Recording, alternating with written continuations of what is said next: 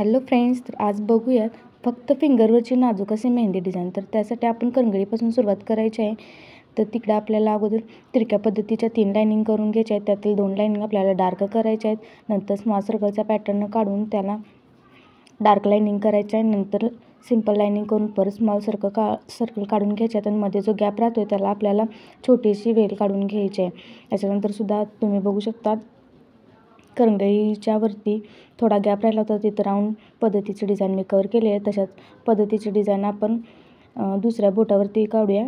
थोडासा डिफरन्स सोडून वेगवेगळ्या पद्धतीची डिझाईन इथे तयार केलेली आहे.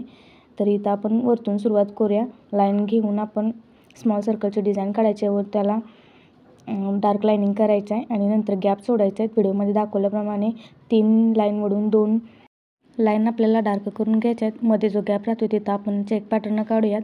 तर छोटे छोटे समान अंतराचे समान आकाराचे चेक आपण काढून घेऊयात. जिथं चेक क्रॉस होतात तिथं आपण डॉट द्यायचे आहेत. आपण सेंटर पॉईंटला डॉट दिलेले नाही आहे. तिथं खूप सुंदर असं चेक पॅटर्न इथं तयार होतं आहे.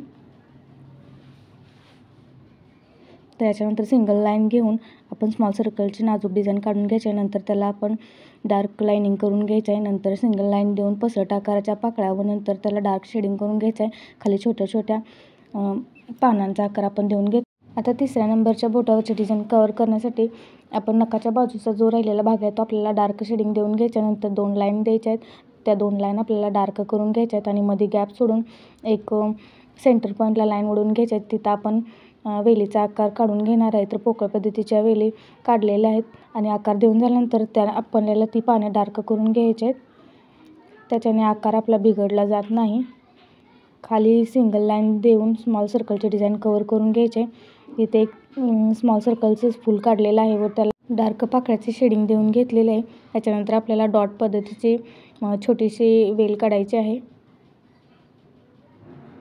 युनिक पद्धतीचं डिझाईन म्हटलं तर तिथे वेगवेगळ्या पद्धतीचे एलिमेंट्स यूज करून आपण सुंदर अशी फिंगरची नाजूक डिझाईन तयार केली आहे. त्याच्यानंतरच्या बोटावरती आपल्याला 3 लाईन ओढून घ्यायचे आहेत. त्यातील 2 लाईन आपल्याला डार्क करून घ्यायचे आहेत व जिलेबीच्या आकारचे छोटे छोटे डिझाईन इथं बोटावरती कवर केलेले आहेत. सिंगल लाईनला आपल्याला पसरट पद्धतीच्या पाकळ्याने डिझाईन कवर केलेले आहे व त्याला डबल लाईन ओढून नंतर आपण डार्क शेडिंग दिल्यानंतर सिंगल लाईन ओढलेली आहे.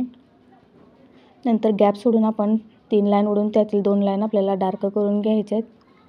आता इथं झिगझॅग पद्धतीचं पॅटर्न बसवलेलं आहे मी. अगदी नाजूक पद्धतीचं झिगझॅग पॅटर्न बोटावरती खूप सुंदर दिसून येतं. याच्या सेंटर पॉईंटला आपण छोटे छोटे डॉट्स देऊन घेऊयात. आता सिंगल लाईन ओढून नंतर आपण इथं थोडीसं नाजूक अशी पद्धतीची लांबट उभट पद्धतीची डिझाईन काढलेली आहे. आता अंगठ्यावरती सुद्धा आपल्याला फक्त एक छोटीशी वेल काढायची आहे आणि क्रॉस वेल दुसरी डॉटची काढायची आहे. खूप डेकोरेटिव्ह आणि खूप सुंदर अशा पद्धतीची नाजूक डिझाईन इथं तयार आहे. चॅनलवर जर नवीन असाल तर नक्की सबस्क्राईब करा. मराठी भाषेतील मेहंदीच्या माहितीसाठी आणि नवनवीन सुंदर अशा मेहंदी डिझाईनसाठी चॅनलला नक्की सबस्क्राईब करा. बाकीचे व्हिडिओ पण नक्की बघा. व्हिडिओ पूर्ण बघितल्याबद्दल आभार.